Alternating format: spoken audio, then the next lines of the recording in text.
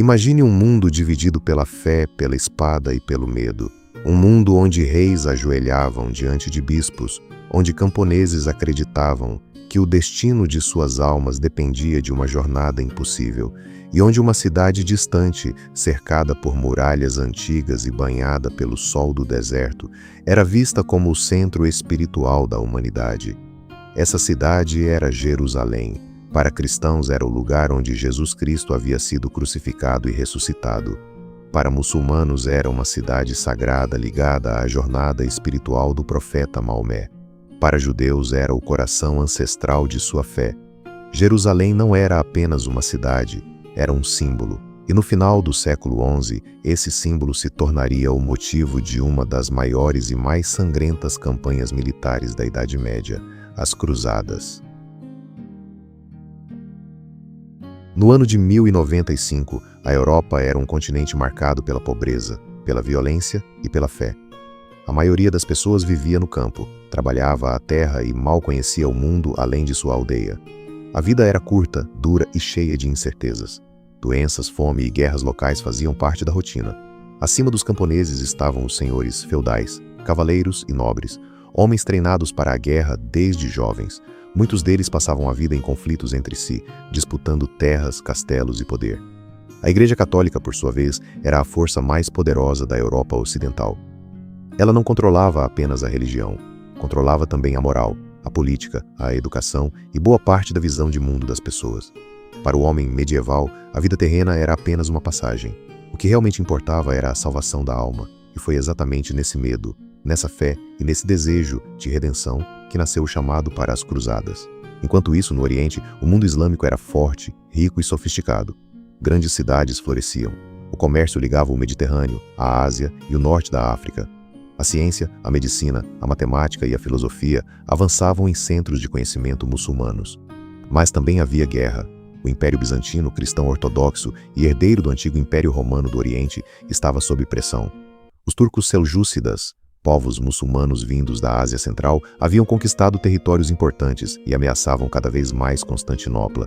O imperador bizantino pediu ajuda ao Ocidente, e esse pedido chegou aos ouvidos de um homem que mudaria a história, o Papa Urbano II.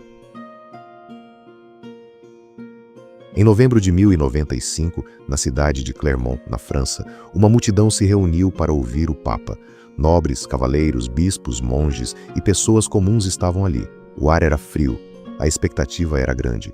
Urbano II subiu diante do povo e começou a falar. Ele descreveu os cristãos do Oriente como irmãos em sofrimento. Disse que peregrinos eram atacados, falou de igrejas profanadas, de terras sagradas perdidas e da necessidade de libertar Jerusalém. Mas o discurso do Papa não era apenas sobre guerra, era sobre salvação. Segundo a promessa, aqueles que pegassem a cruz e partissem para libertar a Terra Santa teriam seus pecados perdoados. Para um cavaleiro que havia matado, saqueado e vivido pela espada, aquilo era poderoso. A guerra que antes podia condenar sua alma, agora poderia salvá-la. A multidão foi tomada por emoção. Gritos começaram a surgir. Deus quer, Deus quer. Aquelas palavras ecoaram pela Europa. E de repente, milhares de pessoas começaram a costurar cruzes vermelhas em suas roupas. A primeira cruzada havia começado. Antes mesmo que os grandes exércitos nobres estivessem prontos, uma multidão de pessoas comuns partiu rumo ao Oriente. Camponeses, pobres, mulheres, crianças, pequenos cavaleiros, religiosos e aventureiros. Muitos deles não tinham treinamento militar, muitos nem sabiam exatamente onde ficava Jerusalém.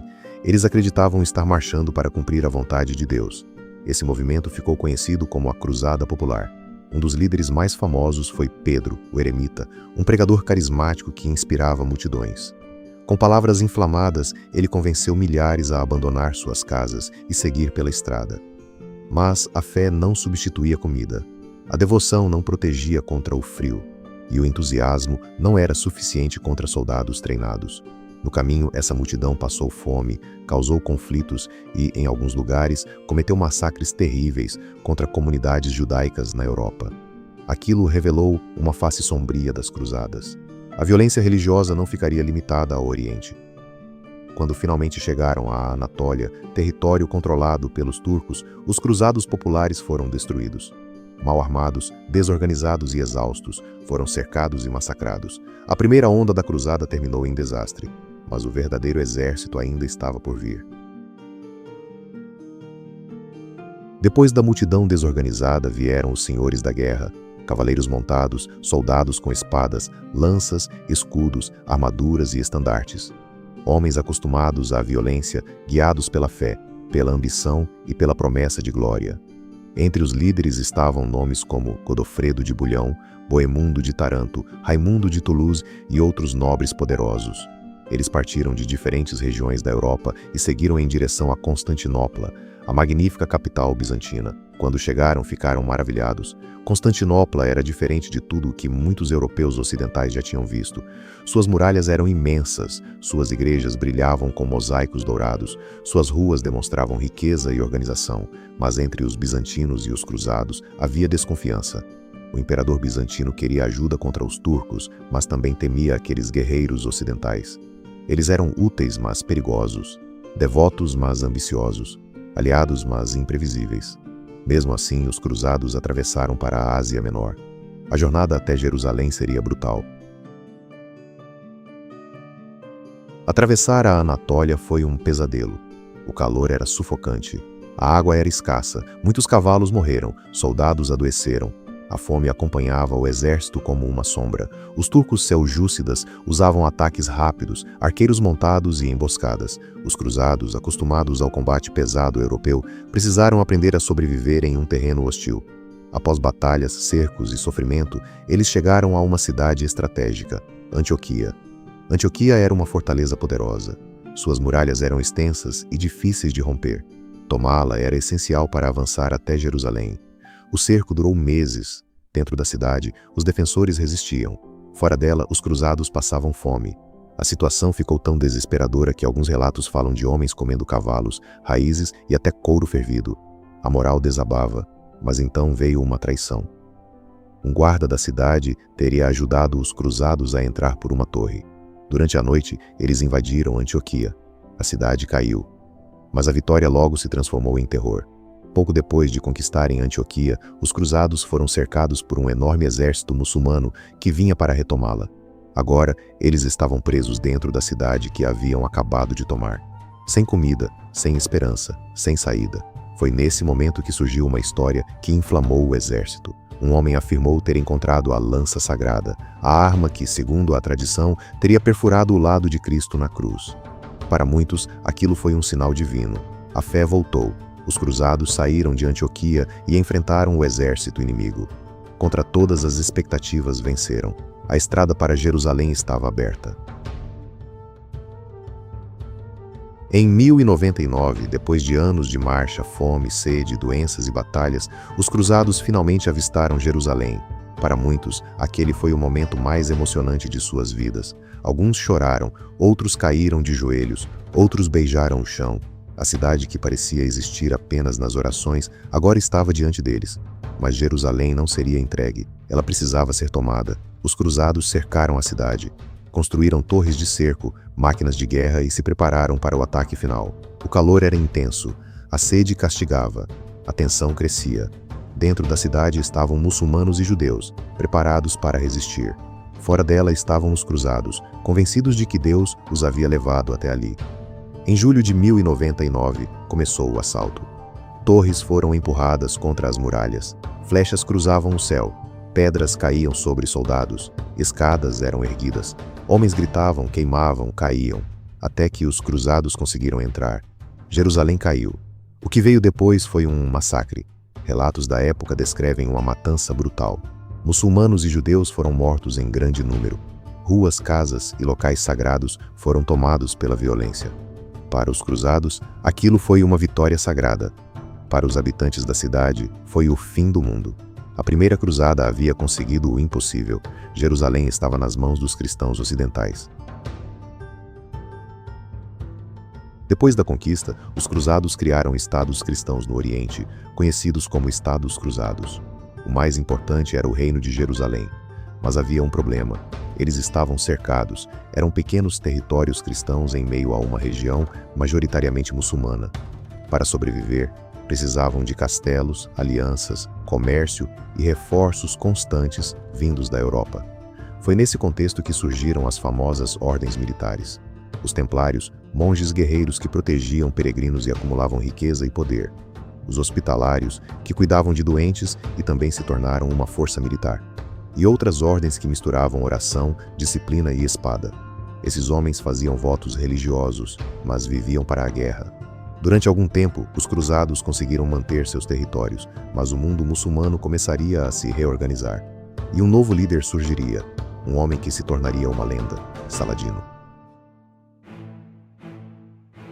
Saladino não era apenas um guerreiro, era também político, estrategista e símbolo de união.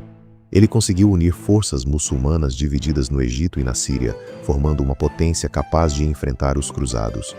Enquanto os estados cristãos sofriam com disputas internas, rivalidades entre nobres e decisões imprudentes, Saladino fortalecia seu poder. O confronto decisivo veio em 1187, a Batalha de Hattin. Os cruzados marcharam pelo calor intenso, longe de fontes de água, tentando enfrentar o exército de Saladino. Foi um erro fatal. Cansados, sedentos e cercados, os cavaleiros cristãos foram derrotados. A relíquia da Vera Cruz, carregada como símbolo sagrado, foi capturada. A elite militar do reino de Jerusalém foi destruída. Pouco depois, Saladino avançou sobre Jerusalém. Dessa vez, porém, a cidade não sofreu um massacre como em 1099. Após negociações, Jerusalém se rendeu. Muitos habitantes cristãos puderam partir mediante pagamento de resgate, e alguns foram libertados. Para o mundo cristão, a perda de Jerusalém foi um choque devastador. A Cidade Santa estava novamente sob controle muçulmano, e a Europa respondeu com uma nova cruzada. A Terceira Cruzada reuniu alguns dos maiores reis da Europa. Entre eles estava Ricardo I da Inglaterra, conhecido como Ricardo Coração de Leão. Ricardo era corajoso, agressivo e brilhante em batalha. Sua reputação atravessou séculos. Do outro lado estava Saladino, respeitado tanto por aliados quanto por inimigos. A guerra entre os dois se tornou quase lendária. Ricardo venceu batalhas importantes como em Arsuf e retomou cidades costeiras, mas Jerusalém continuava distante. Ele sabia que conquistar a cidade talvez fosse possível, mas mantê-la seria outra história. Sem controle firme das rotas e sem suprimentos suficientes, a vitória poderia virar desastre. No fim, Ricardo e Saladino chegaram a um acordo. Jerusalém permaneceria sob controle muçulmano, mas peregrinos cristãos teriam permissão para visitar os locais sagrados. Não era a vitória total que a Europa queria, mas era o máximo que a realidade permitia. Com o tempo, o ideal cruzado começou a se deformar ainda mais. A Quarta Cruzada deveria ir ao Egito e depois tentar recuperar Jerusalém. Mas dívidas, interesses políticos e manipulações levaram os cruzados a um destino inesperado. Constantinopla, a mesma cidade, cristã que havia recebido os cruzados na Primeira Cruzada. Em 1204, os cruzados atacaram e saquearam Constantinopla. Igrejas foram profanadas, tesouros foram roubados, obras de arte foram destruídas ou levadas para o Ocidente. A capital bizantina, um dos maiores centros do mundo cristão, foi humilhada por outros cristãos. Esse episódio marcou uma ferida profunda entre cristãos ocidentais e orientais, e mostrou que as cruzadas já não eram apenas sobre fé, eram também sobre dinheiro, poder, comércio e ambição. Ao longo dos séculos seguintes, novas cruzadas foram convocadas. Algumas tentaram atacar o Egito, outras miraram novamente Jerusalém. Houve campanhas no norte da Europa, na Península Ibérica e até contra grupos considerados hereges dentro da própria cristandade. O termo cruzada passou a ser usado para muitas guerras autorizadas pela Igreja. Nem todas tinham o mesmo objetivo. Nem todas foram para a Terra Santa, nem todas foram vitoriosas. Na verdade, com o passar do tempo, os territórios cruzados no Oriente foram enfraquecendo, castelo por castelo, porto por porto, cidade por cidade, até que, em 1291, a cidade de Acre, último grande bastião cruzado na Terra Santa, caiu diante dos mamelucos. Era o fim da presença cruzada significativa no Oriente. A era das cruzadas havia terminado, mas suas consequências permaneceriam por muito tempo.